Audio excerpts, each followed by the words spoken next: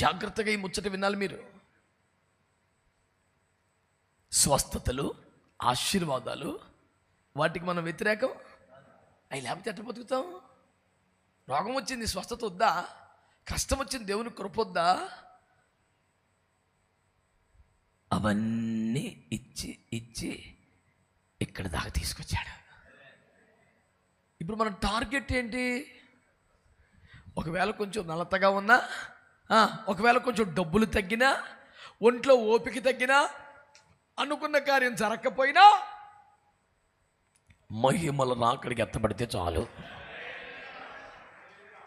రాకడలో ఎత్తబడుట మన మొదటి ప్రాధాన్యత. అంటే ఇవన్నిటిని మనం వ్యతిరేకించినట్టు కాదు కదా, అపార్థం చేసుకోవద్దు.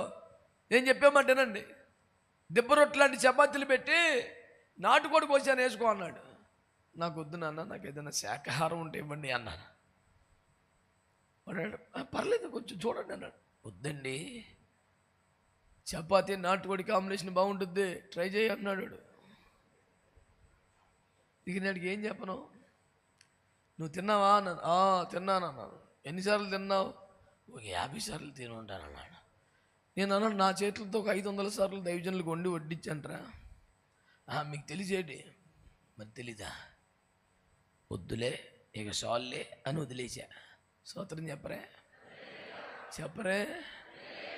నేను అనేది ఏంటంటే, కోడి మాంసానికి జఫన్యా వ్యతిరేకం అనేది ఒక పోద, అది కాదు.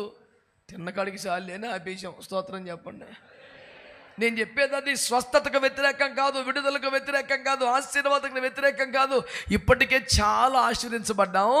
అన్నిటికన్నా మించిపోయినది పెండ్లి కుమార్తె సంఘముగా యేసు ఎదుర్కొనుట, నిలబడుట, అది ప్రాముఖ్యం.